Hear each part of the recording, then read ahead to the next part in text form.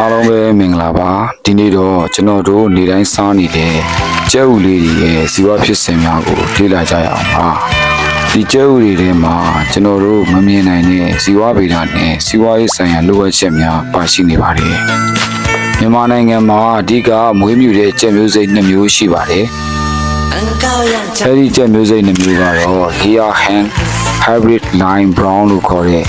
ဥစားကျက်နဲ့ Brodilla Hen လို့ခေါ်တဲ့အသားစားကျက်တို့ပဲဖြစ်ပါတယ်။ကဲဒါဆိုရင်အထက်ပါမွေးမြူကျက်များရဲ့ဘိုးဘေးတွေကိုလေ့လာကြည့်ကြရအောင်။၎င်းမွေးမြူကျက်များရဲ့ဘိုးဘေးတွေကတော့ Red Jengerfall လို့ခေါ်တဲ့မျိုးစိတ်ကနေဆင်းသက်လာတာဖြစ်ပါတယ်။၎င်း Red Jengerfall တွေရဲ့ scientific classification ကတော့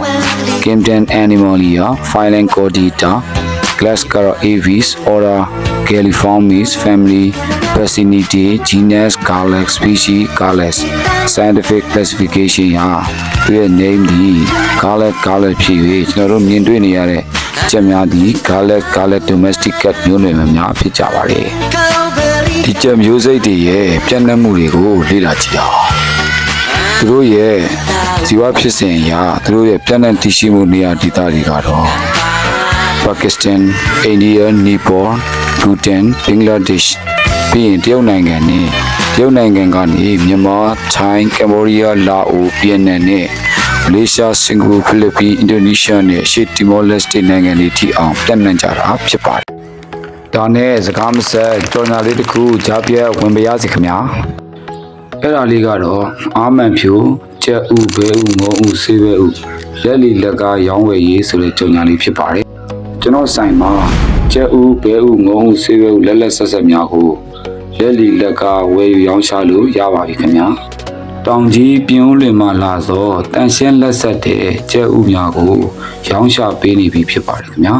အလူတန်းလှုပ်ရှင်လိုပဲဖြစ်ဖြစ်ဆိုင်မှာပြန်ရောင်းခြင်းလိုပဲဖြစ်ဖြစ်ကျွန်တော်ယခုဖော်ပြထားတဲ့ဖုန်းနံပါတ်ဒီမှာဆက်သွယ်မှာယူလို့ရပါပြီခင်ဗျာ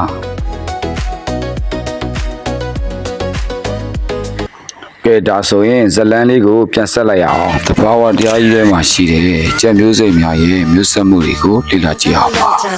ကျက်အကြီးတွေမှာဆို ZZ chromosome ဆိုပြီးတော့ရှိ၍ကျက်မလေးတွေမှာတော့ ZW chromosome ဆိုပြီးပါရှိမှာဖြစ်ပါတယ်ဒါတွေဟာလူသားတွေနဲ့ပြောင်းပြန်ဖြစ်ပါတယ်ခင်ဗျာဒါဆိုရင်၎င်းတဘာဝတိုင်းရှိတဲ့ကျက်အကြီးနဲ့အမရဲ့မျိုးဆက်မှုကိုကြည့်အောင်ပါကျက်အကြီးတွေဒီ ZZ chromosome ဖြစ်ပါတယ်ကျက်အမတွေက ZW chromosome ဖြစ်ပါတယ်။ဒါကြောင့်ကျက်အတီးတွေက Z ခရိုမိုဆိုးတစ်မျိုးတည်းကိုပဲဂမိအနေနဲ့ပေးနိုင်မှာဖြစ်၍ကျက်မလေးတွေကတော့ Z တစ်လုံးနဲ့ W တစ်လုံးထုတ်ပေးနိုင်မှာဖြစ်ပါတယ်။ဒါဆိုရင်ကျက်အတီးကပေးတဲ့ Z နဲ့ကျက်အမကပေးတဲ့ Z နှစ်ခုပေါင်းလိုက်ရင် ZZ ဆိုပြီးတော့ကျက်တီးလေးမွေးမှာဖြစ်ပါတယ်။ကျက်အတီးက Z ပေးပြီးတော့ကျက်အမက W ပေးခဲ့မယ်ဆိုရင်တော့ZW ဆိုပြီးတော့ကျက်မလေးမွေးမှာဖြစ်ပါတယ်။ဒါကြောင့်သူတို့ရဲ့ set ratio ဒီ 50% ဖြစ်ပါတယ်။ဆိုလိုတာကကျက်တီမွေးနိုင်နှုန်း50%နဲ့ကျက်မမွေးနိုင်နှုန်း50%ပဲဖြစ်ပါတယ်။တဘာဝထဲမှာဆိုရင်ကျက်မတစ်ကောင်ဟာ24နာရီအတွင်းမှာမျိုးဥတစ်လုံးကျွေကြတတ်ပါတယ်။၎င်းကျွေကြလာတဲ့မျိုးဥလေးဟာ TS span နဲ့ပေါင်းပြီး fertilization ဖြစ်ပါတယ်။အပြင်ရောက်တဲ့အခါ21ရက်အတွင်းအကောင်ပေါက်ပါတယ်။အကောင်ပေါက်ပြီး4လ5လလောက်ကြာတဲ့အခါမှာဥစဆန်းပြီးထုတ်လုပ်နိုင်မှာဖြစ်ပါတယ်။ဒါကြောင့်မို့ကနဥလာတဲ့ဥလေးကိုဥစန်းလို့ခေါ်တာဖြစ်ပါတယ်။ဒါကတော့တဘာဝထဲမှာရှိတဲ့ကျက်တည်းရဲ့မျိုးဆက်မှုဖြစ်ပါတယ်။မွေးမြူရေးရှမ်းတွေမှာတော့အတီးအမတက်ခွဲထားတဲ့အတွက်ကြောင့်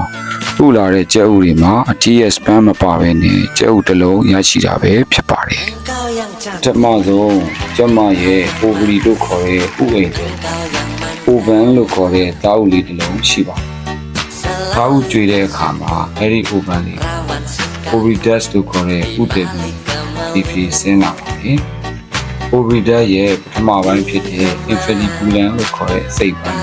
နှစ်20လောက်ထားတတ်ပါတယ်။ Infericulum ကနေ Macname လို့ခေါ်တဲ့တွင်တဲ့ကိုဆက်လက်လုပ်ကြည့်တယ်။အချိန်အပြည့်3နာရီလောက်ကြာ။ Macname ကနေ Isthmus လို့ခေါ်တဲ့အစိတ်ပိုင်းစီကိုဖြည်းဖြည်းရွေ့ချလာပြီးအချိန်အပြည့်2နာရီခန့်ကြာမှာဖြစ်ပါတယ်။ ချိန်မှာကျဲဥရဲ့အပေါ်ယံ shell membrane ကိုစတင်ဖွဲ့စည်းပါတယ် ice mac ကနေတစ်ဆင့် uterus လို့ခေါ်တဲ့တအိမ်လေးကိုဆက်လက်ဝင်ရောက်လာတယ်အချိန်အပြည့်18နာရီမှနာရီ20ခန့်ကြာပြီလို့ဆိုပါတယ်အဲ့ဒီအချိန်မှာပဲ CaCO3 လို့ခေါ်တဲ့ calcium carbonate တွေနဲ့